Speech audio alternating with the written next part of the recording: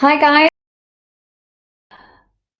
if you could just pop in the notes now whether you can hear me. Sorry about that, we had some technical difficulties. I think there were just too many people, which isn't a bad problem to have. We've switched servers now, so we should have no problems from now moving forward. If you could just pop in the notes that you can hear me, that would be great. Yeah. Yes, fantastic. Wow, okay. Phew, that was an intense 20 minutes. Thank you very much, guys, for your patience and hanging on there. I don't think any of you heard anything I said. I'm just going to start again. So welcome to At Home with Hayley. This is our third week now. Most of you have joined us in the previous weeks, so thank you very much for coming back. We must be doing something right, and at the very least, informative and entertaining. So apologies again for what's just happened. We are here now.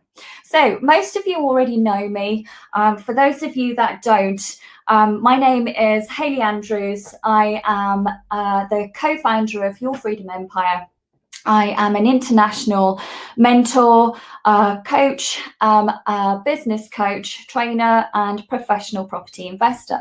I have a large portfolio here in the UK, and I do various different strategies spanning across from small buy-to-lets right up to big commercial developments, serviced accommodation, and HMO accommodation. If you name it, I've done it. I've done a little bit of everything. Now, I do actually have guests here to speak to you today. So we decided to switch it up a little bit and add a few of our mentors in, to answer your questions, guys. But with all of the technical difficulties, we only actually have one of them on the air with us right now. So I think what I'm going to do is, rather than introduce them right now, if you guys can start putting your questions into the question box, what I will do, I will go through my weekly update with you, and then we'll introduce you to the mentors that are on the panel today. So we have three of your best in-class trainers and mentors in the industry, Mr. Glenn Newson, Dr. Wendy Snedden, and Mr. Craig Tarr. So just to give you an update then from the power team so far, while we're waiting for your questions to come through, guys, please feel free to put the questions in the question box, and we'll direct those to our panel of mentors after this short update.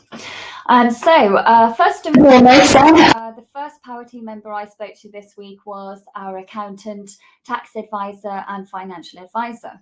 Now, the overall message here was speak to your advisors, understand your current position, check out your profit and loss sheets, what shape is your business in right now, and what shape, more importantly, will you be in coming out of this lockdown? How is it going to affect you? And let's forecast that first and foremost.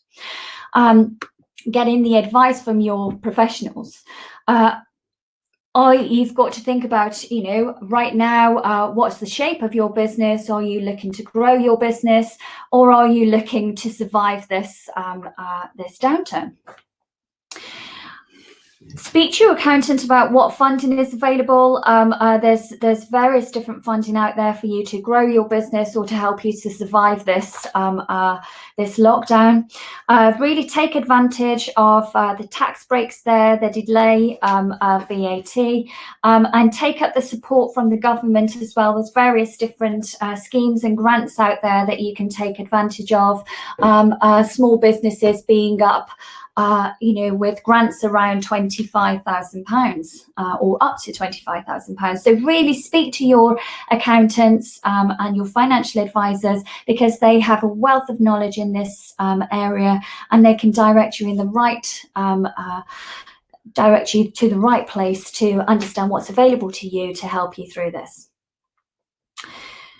This is a great time really to be looking at, and this is a general feedback I'm getting from most people, it's a great time to be looking at your business right now. How can you make it more efficient? Really thinking about any opportunities that you can have to adopt and change your business to meet the needs of your customers. So regardless of whether you are in property or whether you are in any other business, this is a great time for you to really review where you are and where you want to go.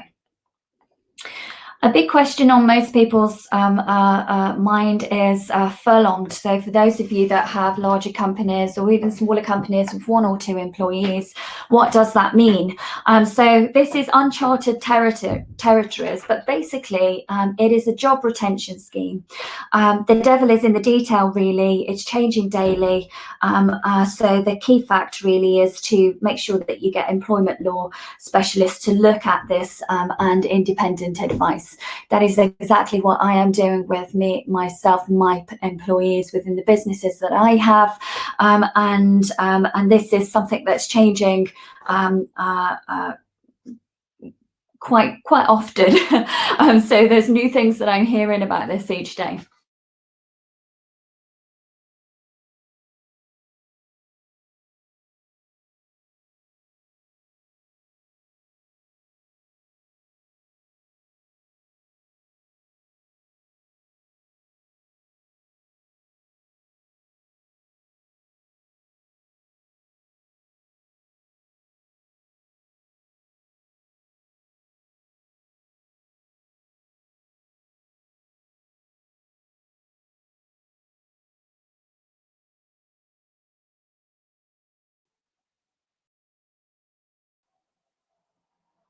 Hi guys, it's Glenn Newson here. It appears that Hayley got kicked from the room there. I don't know, maybe it's someone's trying to tell her something. But in the meantime, while she's rejoining, just to sort of build on what Hayley was talking about there, this is really is a fantastic opportunity to stop driving forward, because that's generally what we're all trying to do constantly, use up every single minute of the day to try and build our portfolios and really at the grindstone. Now it's time to sit back a bit, because we've got to stay in our houses and actually review our portfolios. What is it doing? What has it been doing over the last few years? You know, is there any dead wood in there that we could potentially liquidate, take the capital and get it working harder somewhere else? So just to give you a little bit of idea about myself, until we get Hayley back, name's Glenn Newson, born and bred in New Zealand, came over to the UK in 1999. I'm based in the Northeast, so that's York, fantastic area, great HMO sort of area here, especially for students, and that's what I predominantly concentrate on, HMOs and also refurbs and flips. I do this because I have an electrical background, so it's easy to me to slip into a job site and physically see where it is and where it's going from there. To give you a bit of an idea, I've done international mentoring for quite a while now, also a lot of speaking, but generally most of my time is taken up looking after an 8-year-old, which is probably one of the hardest things you can do on the planet. One of the things I want to spotlight today is sometimes can be forgotten about, and that's the letting agent. Your letting agent is one of the most important parts of your power team. Sure, when we're buying a property and setting it up, we get the surveyors, the builders, the electricians, the plumbers, but don't forget, the letting agent is at the end of that, and they are the one that's going to control, hold, and run your asset for the rest of the time that you have it. Very, very, very important. Now, I'm lucky enough to have an absolutely fantastic letting agent up here who do weekly and monthly visits.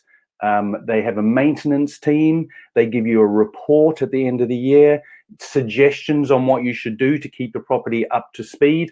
And for the mere sum of 10% of rent received, I will pay that all day long. For the HMO side of things, a real somewhere I want to spotlight here is, especially because everyone's home at the moment, is bills.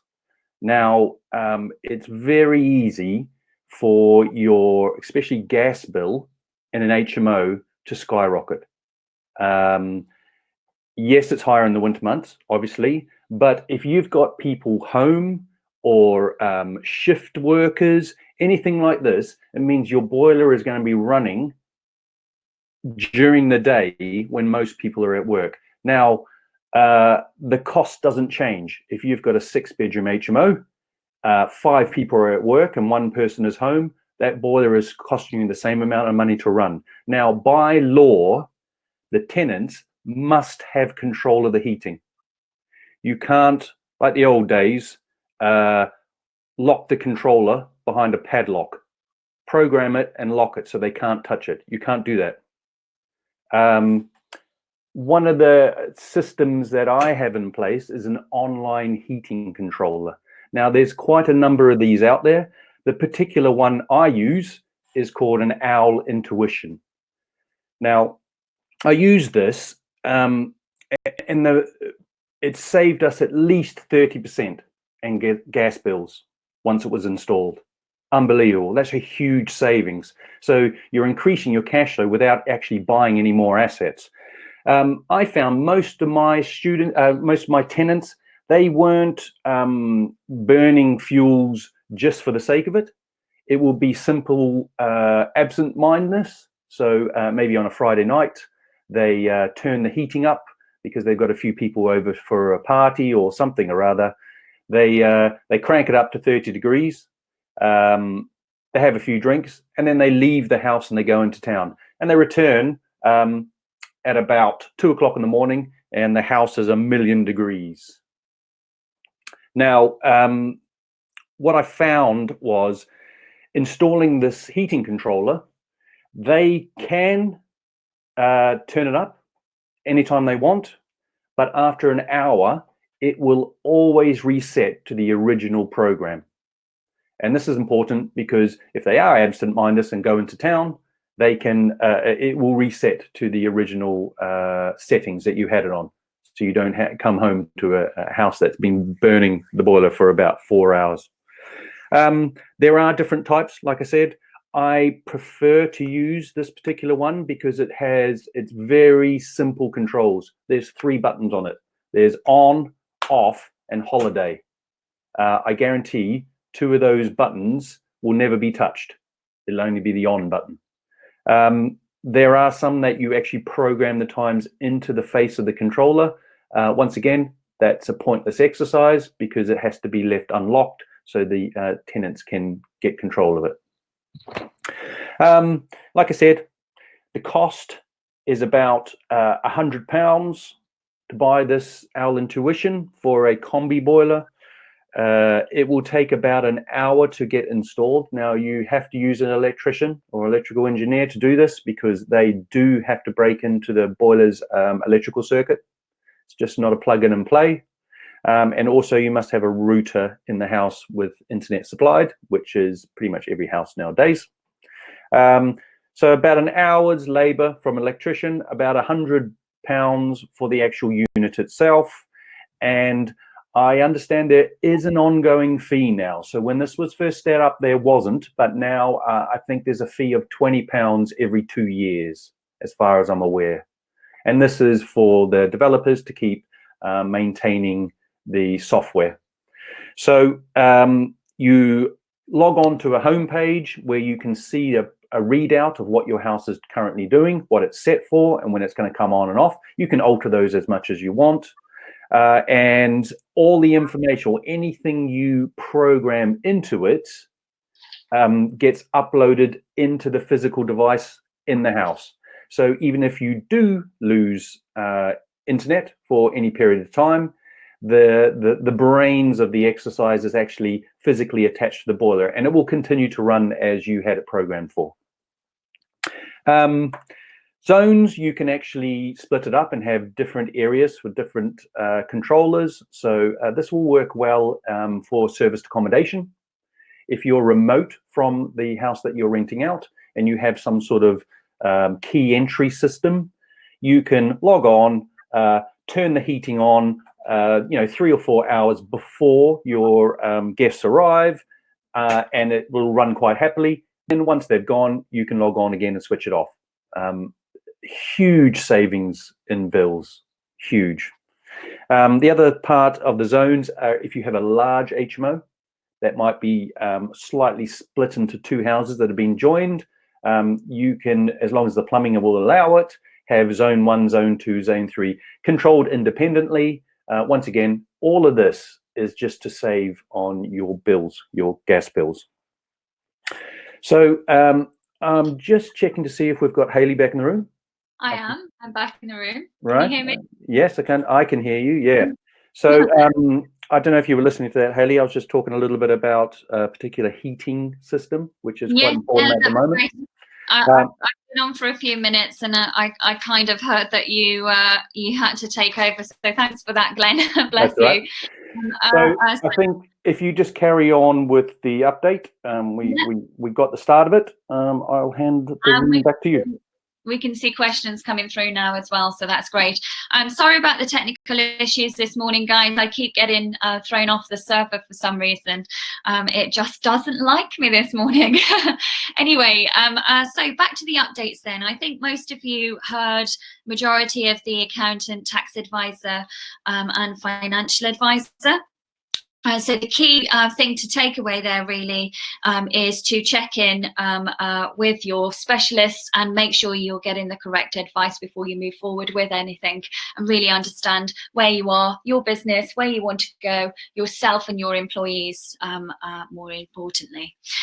So from the surveyor side then, so I spoke with Nick, and it's very similar to last week's update really. So Nick really didn't have anything additional to add. They are, as surveyors, happy to do the desktop valuations if the banks put the caveat in place to waive the liability due to the restrictions in terms of actually viewing the properties. They do believe that the lockdown is going to be longer. I think that it is going to be longer also. But we do have that desktop valuation with a couple of lenders that we're able to move forward with if the deal is actually really good and we want to move forward during this time. The surveyor is very much saying, very similar to the broker, that if you are looking to purchase, regardless of whether your lender allows a desktop survey or not, still get your still put your instruction in, because it will be first come first serve. So if you're able to, if your lender allows a desktop valuation and you're happy to move forward with a desktop valuation, great, and that can be done currently during the lockdown. If not, and you do have to, it's a more complex strategy, or the lender that you're looking to lend through doesn't allow a desktop valuation, or the surveyor's PI insurance doesn't cover them, and you do have to wait for the lockdown to be lifted, then it will be first come first serve. So that's very similar to the message that was put out last week.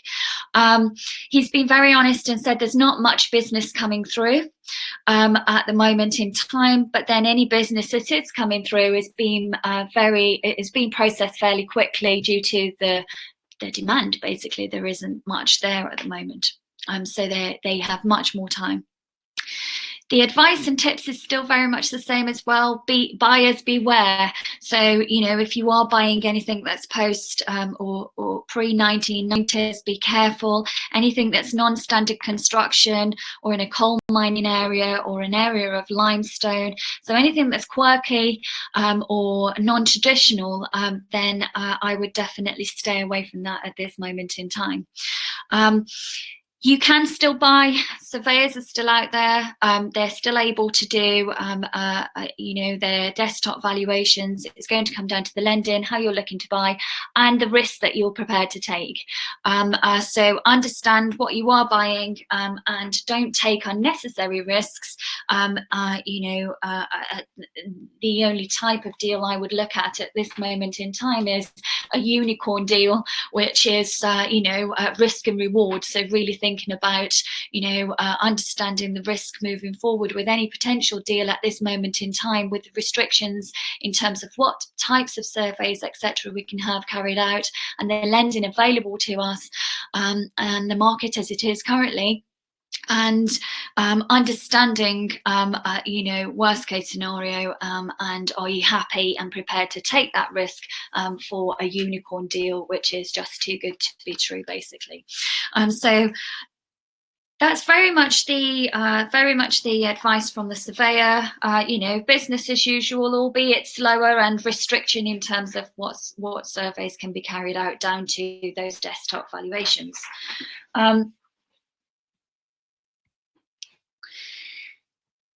From the broker then, so this is from one of our brokers, Robert.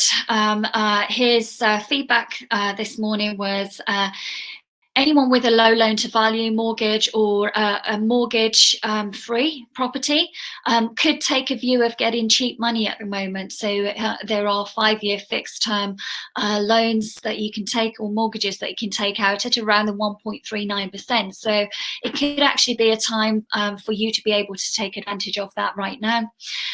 Buy-to-let and cash purchases with the view to refinancing later when things settle down are very much the position that most people are taking.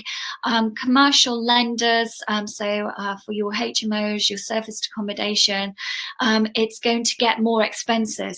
There are many lenders have pulled out of the race short term, so the lenders that are actually able to move forward with you are likely now to put their interest rates up and their loan to values down to minimize their risk as much as possible and make it worth their time. It's simple laws of supply and demand. So as they are actually taking the risk moving forward in the current climate, and they are actually putting their interest rates up because there's limited lenders available.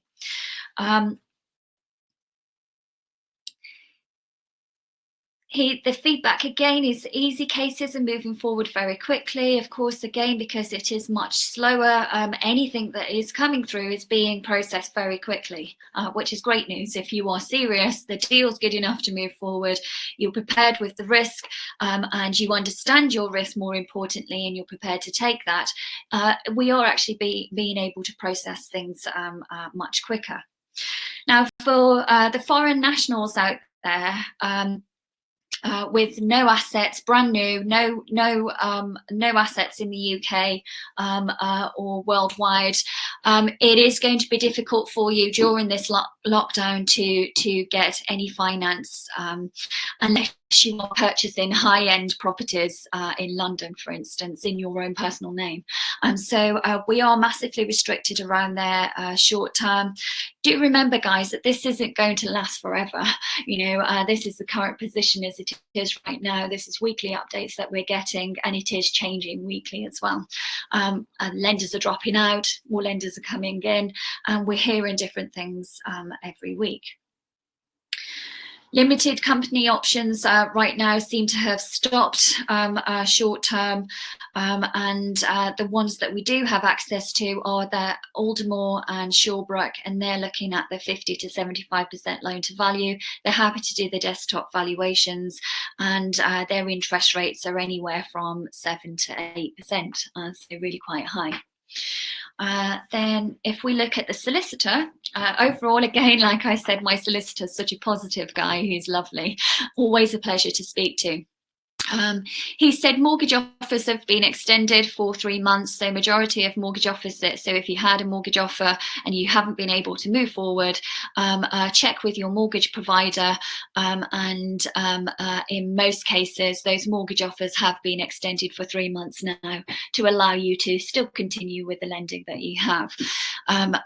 Most local authorities are still open, some of them are closed there, so the The feedback really is checking with your local authorities to make sure that they're still doing the searches and you're able to move forward there.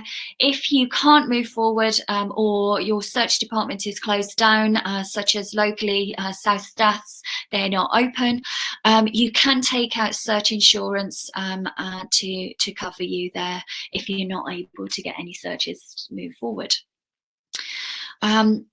Some solicitors have stopped, so again, making sure that both solicitors on the seller and the buyer's side are active and working currently, so they're able to move your deal forward and progress with the process there. There are a lot of them that are just closing the door, so really making sure that before if you're placing an offer, etc., make sure the seller's solicitor is still operational because you don't want to get caught up with that. Stay away from chains. So again, they're very much the same as the advice last week. Stay away from chains. We normally recommend that you do that anyway, so there's nothing any different there as a professional investor, because we don't want to get caught up in other people's delays.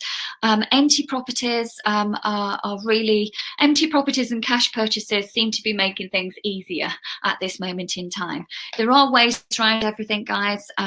We are having problems with people's with removal companies and people being able to stick to that completion date due to not being able to move out. So that has been a knock-on effect, and I do believe we'll have a knock-on effect once the ban is lifted and we're able to actually operate as normal. There is going to be a backlog there. We had a joke yesterday about hair, and I do think that moving forward, come the ban and we're able to go out, hairdressers and nail parlors and waxing companies, they're all going to be absolutely mental, and it's going to be exactly the same in every single industry that we operate in. They've been closed down for a long time or operating remotely, and moving forward there's going to be a backlog of people there wanting their services.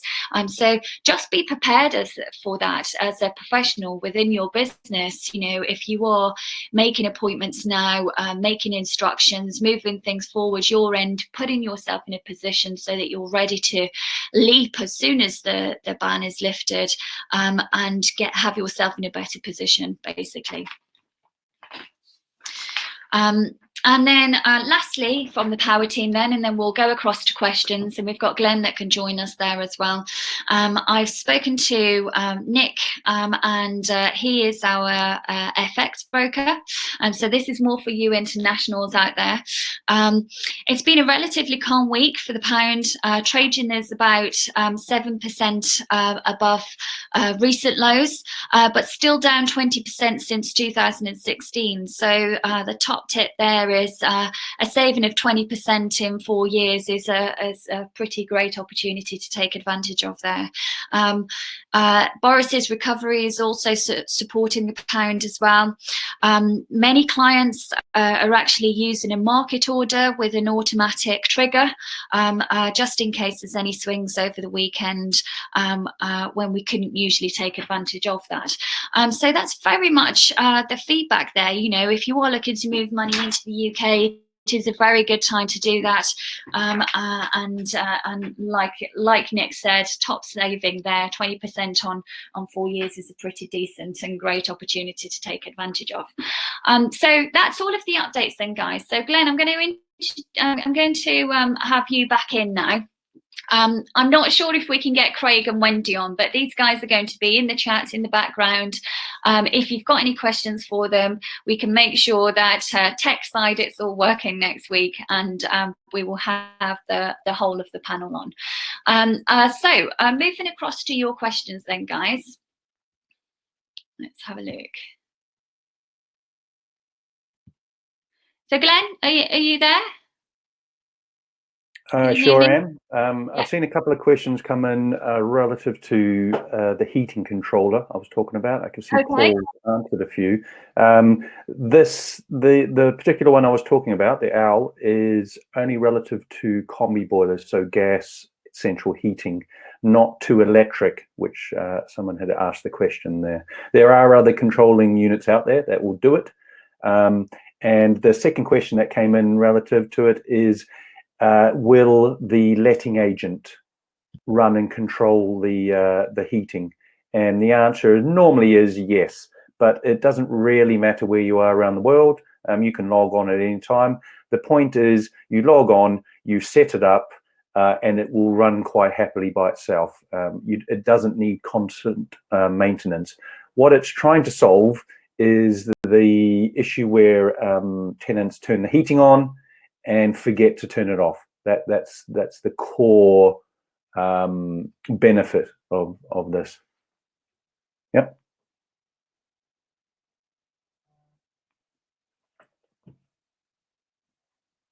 Sorry, I've got myself on mute there.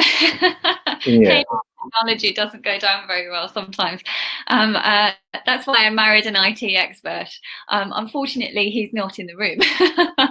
Glenn, I'm going to turn my camera on so that people can actually see us, so that we can say hi everyone. You can actually see that we are here, we are real. Pop your questions in the question box here. Right, so we're going to start going through and we'll just pass it between each other, if that's okay with you, Glenn. Yeah. So I've got one here from Kalish. Hi, Kalish. What is the average return on investment that international investors or fully passive investors earn? Well, Kalish, that's very, I'll take this first, Glenn. That's very personal to the investor. So we're not FCA regulated, so we can't advise on a return on investment. And a return on investment very much depends on how you are purchasing that property, and it's very personal to you, your circumstances, your situation, and the deal that you are purchasing. I would say that the average person that comes through will get anywhere from around 12 to 24% return on their investment, but that really depends on how they are buying. Do you have anything to add to that, Glenn? That's a very broad question, because everyone is different, and there's no right or wrong return that someone can actually tell you this is right, that is wrong, simply because it's where you are on your investment travels. So an example of that might be you've hit your cash flow target of where you want to be. So now you're purchasing different property for capital growth structure, but the return on investment from it as a rental point of view. So you buy the property, your plan is to keep it for 2 years, you rent it out, obviously. So it's not costing you any money, but the return on investment while it's rented out is extremely low, but that's not the main exit for it. The main exit is in 2 years' time, you're going to liquidate it and take control of the capital growth. So it purely is personal to the investor and where they are on their investment journey. We all got to, I say, pick a minimum where you're not going to drop below, and that's your target. Obviously, the maximum is as much as you can get. There is no maximum, but a minimum amount. Yeah, brilliant. Okay, hopefully that answers your question, Kalish. So moving on to Oz, I'm not sure if I'm pronouncing that correctly. What would you recommend to newbies who are thinking to start property business with flip strategy? What shall be their adjustment to their strategy during this pandemic times? What do you recommend? Thanks. So I would say that you would not be looking to do a flip strategy currently, Oz. And the reason behind that is because it's not a flip market as it currently stands. Looking to sell a property in this current climate wouldn't actually be a strategy that I would look to do. So if you are new and you're starting out, first and foremost, I would say cash flow is definitely the strategy that you would look to adopt. Now, with the limited lending that's available right now, you're probably limited, and we say right now, this is just during the lockdown. The lenders will come back to the market as of course the ban is lifted and we're able to operate as normal. But I would say to you right now, buy-to-lets is very much an area you should focus on, and focus on that cash flow element. Now, it really depends on the money that you have available, what you are looking to achieve first and foremost out of property, and what does property mean to you? Is this an additional income just so that you can have extra holidays? Are you looking to replace your current income from your job? Are you looking to do this full time? How much time are you going to be spending in this business? So there's a lot of things we would have to look at. But I would say definitely cash flow market as it currently stands, flip is not a strategy I would look at right now. I would definitely be looking at rent to rent, lease options, and buy to lets as it currently stands. So hopefully that answers your question. So what happens if a tenant refuses to pay the rent? What happens if a tenant refuses to pay the rent? At the end of the day, you are not allowed during this lockdown period to evict a tenant for non-payment of rent. But that doesn't mean that you can't start the eviction process. You're just not allowed to kick them out during this period of time. So if the tenant isn't paying the rent, I think, a lot of people are feeling this. We're all in this together. We're all human. There's lots of help out there. I think the best thing to do is speak to your tenant, understand why they aren't paying their rent, see if you can come to some sort of arrangement in terms of, can they make a payment, and then they can add a top up later when they are in a position to pay. So it depends. Are they refusing to pay altogether? Are they willing to make a payment towards their rent and then take obviously top up afterwards when they're in a better financial position? So I think the important and key factor here is really communication. Make sure that you're speaking to your tenants, understanding who's just refusing to pay and taking advantage of that situation, and who actually can't pay and it's genuine. Like I said, there's a lot of help there. Direct them through to like I said, various government grants, universal creditors there as well. You have the 80% of the wages that are being topped up by the government also. And so it's not like there may be short term, a month or so, where we're waiting for the money to come through, where tenants are going to be, making short payments or making no payment at all. But it will be backdated, and they will be able to obviously pay that moving forward. Now, like I said, understanding whether they can't pay or whether they just won't pay is key. So Alice, please let us have the name of the control device that the guest is talking about. So I think that was that. We'll get a few different devices that you can take advantage of there, and you can look into all of them. Okay. Just reading through your questions, guys. I think most of these have been answered with Glenn in terms of the R system. Most importantly, having Kalish, we've got a question here. Most importantly, having HMOs and serviced accommodation as a strategy. I think that's relevant to the question on the return on investment. Of course, if you do have HMOs and serviced accommodation, it is a much higher return. The revenue is quite high as well. So it is a healthier return on any investment that you make because the revenue is higher. Just reading through here. Thank you. I was actually asking a question in regards to rent to rent. Oh, okay. So we've got a rent to rent question here. So Kalish's question was in terms of the rent to rent. Again, Kalish, it really depends. Now you've been on my training course, so you know that we look to pay ourselves back. So any capital that we put up front for our rent to rent, whether we are utilising HMO, multi-let or serviced accommodation, we look to pay ourselves back within the first 12 months. So any setup costs, any legal costs there, any furniture that we may have to buy or hire, All of that is our initial setup costs, and then of course we look at least a minimum of £100 per room for cash flow per calendar month on a HMO. Serviced accommodation is very much going to come down to your own targets and what you're looking to achieve. But again, we would look and stress test our serviced accommodation at 40 to 50% occupancy.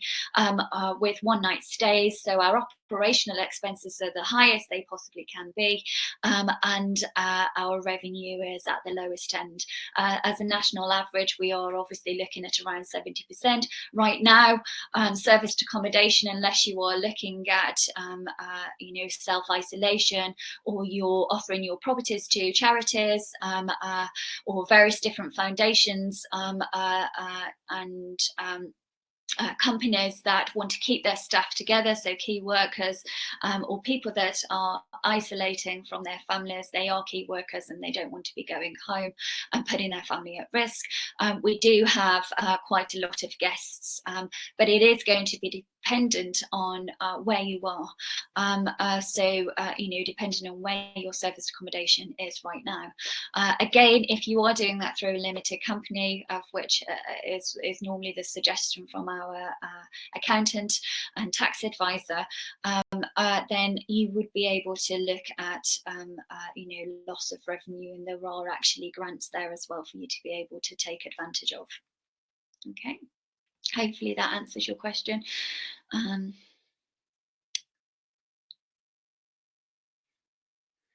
Thomas Tang, so we've got an attic conversion. How much does it cost roughly?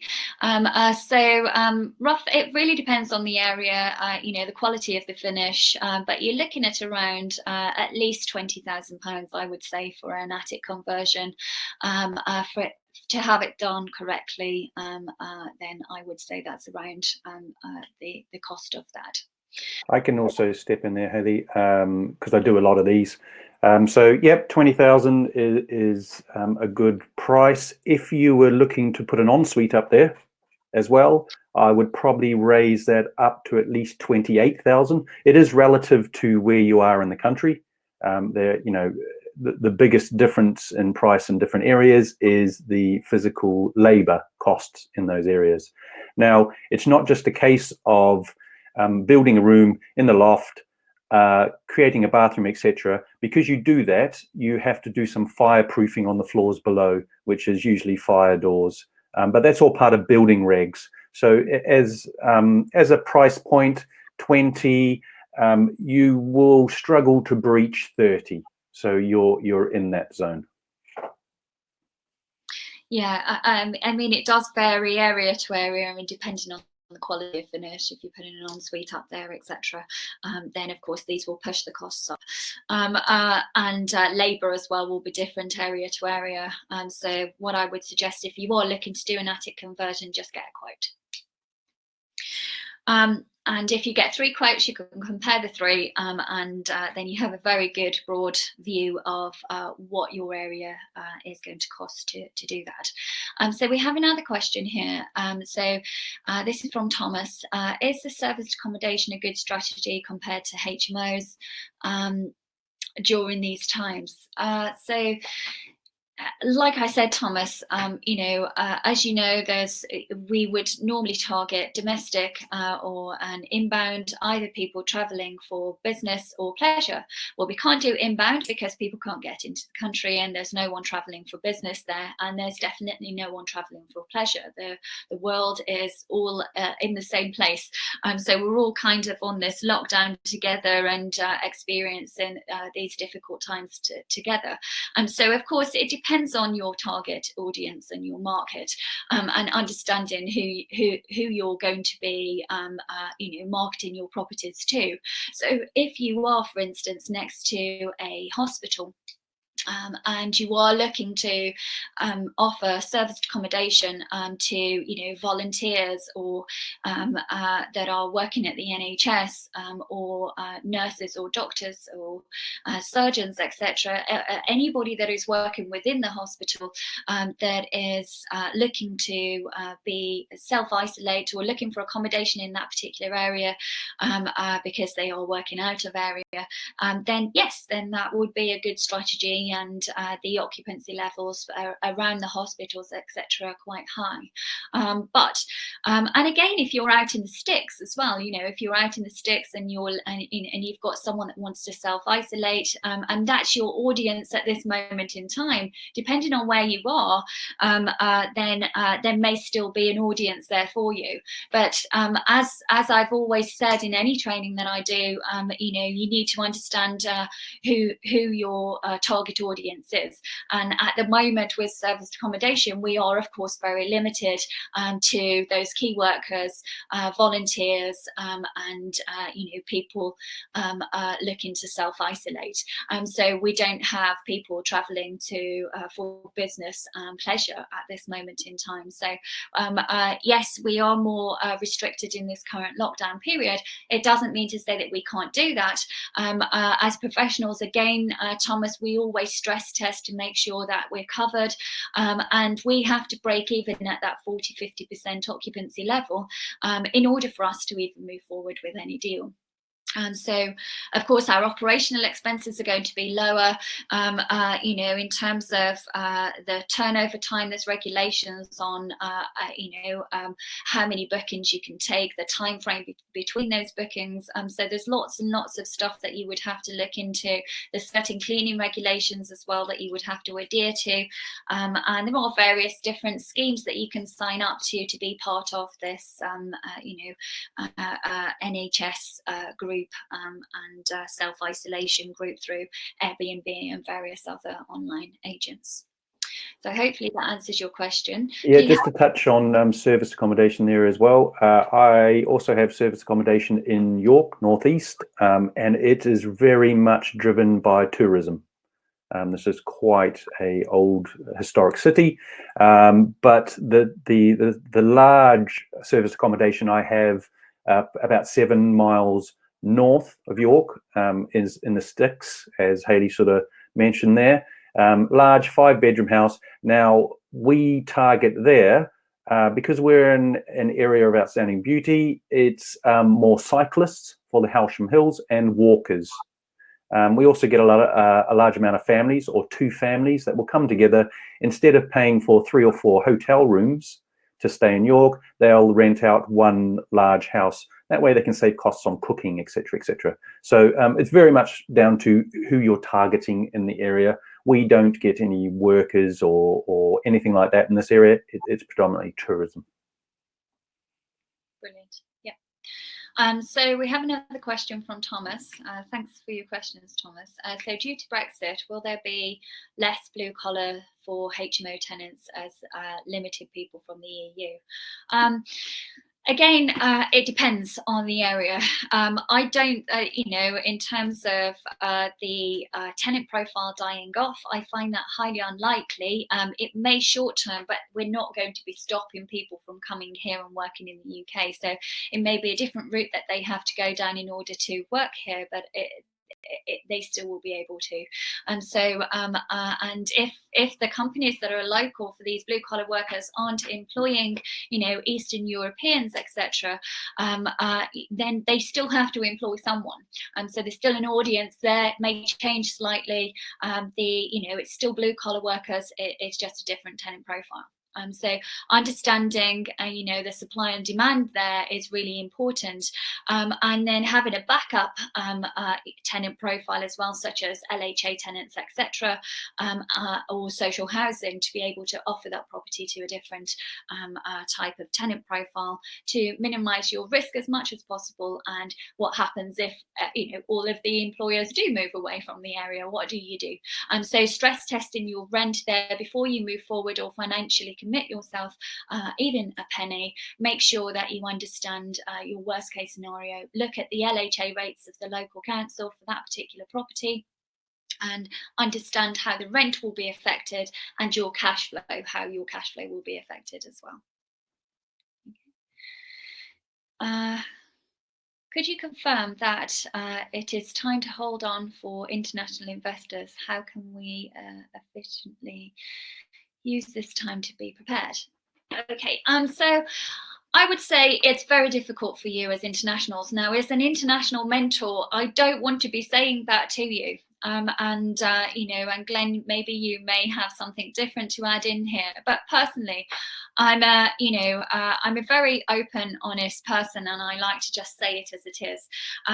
It doesn't mean that you can't move forward. You can. There are limited lending, if any lending available. If you have the cash available, then you can still move forward, purchase, either through your own personal name or through a limited company structure, whatever your setup, and then you can look to finance further down the line when there's more lenders back in the market. But right now, we don't have a lot of options for internationals. We don't have a lot of options for anyone. So, I'm in exactly the same position as you. I'm limited to the lending that's available. And if I am moving forward, I'm likely to be looking at cash purchase or one of the products that are available, Ordermore or Shawbrook, with that desktop valuation. And then I would only move forward if that deal was just too good to kind of hold off. And this is going to come down to everybody in your individual risk profile. So personally, right now, I'm still looking for properties. I'm still looking for deals. I'm still making offers. But in terms of moving forward, everybody is in the same position as me. So although I can stay active, I can stay, connected, I can still keep those relationships. Moving forward, it's going to be difficult for everyone. So I would say to you right now, best thing you could do, Oz, is really have a look at your area, do extensive area research while you're at home now, understand your audience, who are you going to be letting the property out to, really stress test there, making sure that you're looking at the rents at the lowest rate, look at the LHA rate there as well, put dummy ads out there to find out, what response rate you're going to get, on spare rooms, etc. You can put dummy ads up there and have a look at the response rate that you will get, so you can understand the people that you're going to be letting the properties out to, what they are looking for mostly, and how much they're prepared to pay, so that when all of this actually plateaus out and we're able to go back to business as normal, and we will be able to do that, guys. This is short term. It's not all doom and gloom and everybody's just got to stop investing in the UK. That's just not the case at all. It is very much things are put on hold, but see this as a positive, as I have. So I'm actually now looking at all of the strategies that I adopt, really looking at the performance of my portfolio, looking at the worst performers in that portfolio, understanding why, having a look at how I can make them perform better. If not, what am I going to do with them? Am I going to switch the strategy to something else? So really reviewing my portfolio, reviewing profit loss, understanding how I'm going to move my business forward. So that is very much the advice that I would give to you now as well. I've got something to add there. Now, similar to Hayley, this is a great time where everyone's got to go at the same speed now. So I would instruct people to go back to the beginning and work on things like any sort of funding or their proposals that they're going to go to investors with, something like that. Spend a bit of time doing that. I personally have gone back to all the offers I've made over the last 3 months, contacted the sales agent. Even though I know a sale has been agreed on it, there's going to be a lot of sales fall through in this time. So instead of just waiting for them to contact me, I've gone forward and said, I'm well aware that it has sold, but I'm just registering my interest in it again, just in case the sale falls through. Same scenario with sourcing agents.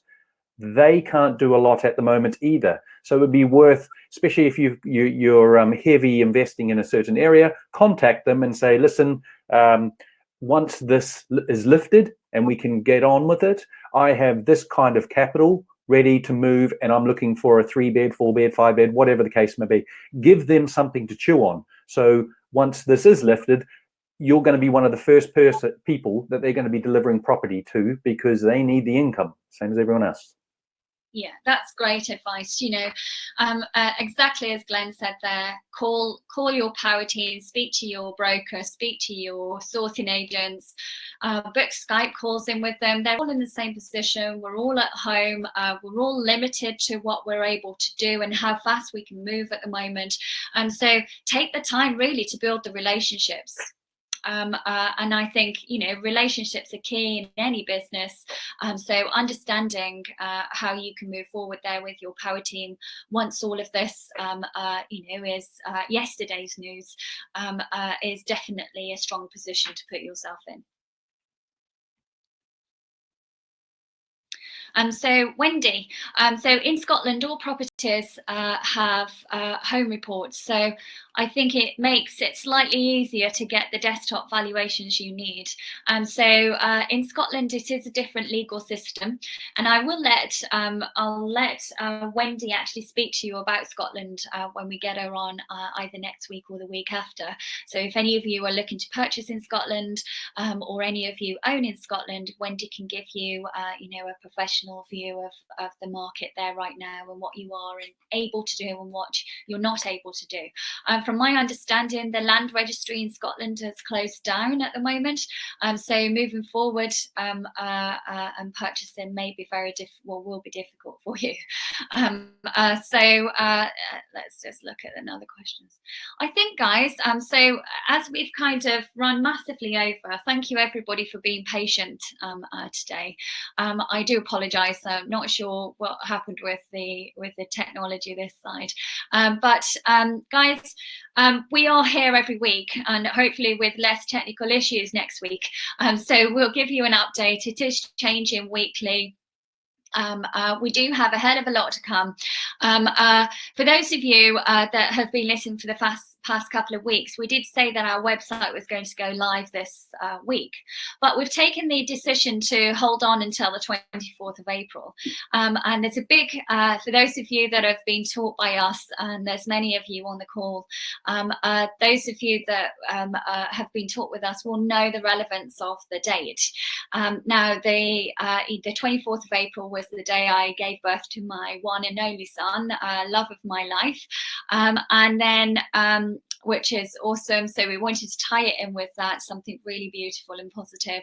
And then the other thing that happened on the 24th of April, many years ago now, was Paul actually having his operation.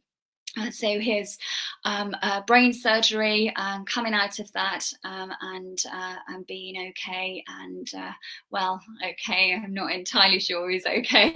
Not sure he's ever really been normal, but but he's here, he's fit and well. So it's another date that we celebrate as well. So we figured that all good things coming through. So we are going to launch our brand new website on the 24th of April now. That will be our launch day. It will be www.yourfreedomempire.co.uk.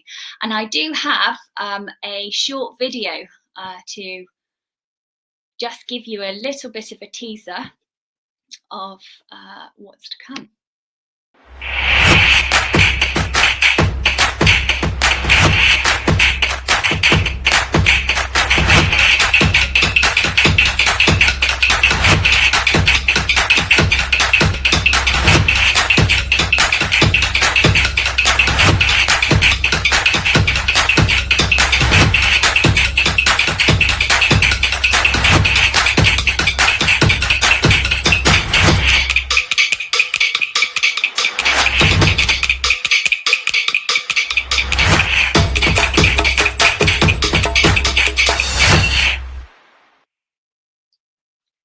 So guys, that's our video. That's our short teaser video of our website. We're absolutely really excited to go live with you on the 24th of April. There's going to be loads of content, videos on there, free stuff for you to download, and training on there as well. And hopefully, guys, today has been useful for you. I'm going to give you one final bit of advice. Most people are actually sunbathing at the moment, and I always say, do the opposite to what everybody else is doing. And right now, you can really give yourself the advantage. As Glenn said earlier, put yourself in a position where you are able to move forward very quickly, understand the lending that's available to you, get your funding proposals together, understand the business, your strategy, where you want to go, your timeframes, and what this business means to you moving forward. And while everybody else is sunbathing, you will have a clear view of what you're looking to do with your future.